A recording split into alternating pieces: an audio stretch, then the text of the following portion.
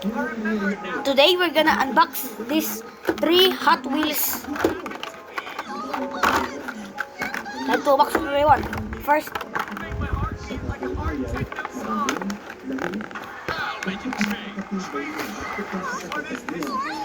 it's hard.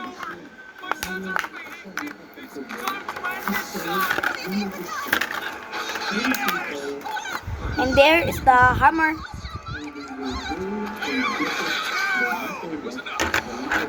The next Hot Wheel. This is coming from 2025. And we got this one car. The next one. Now we got this pickup truck. And look at them.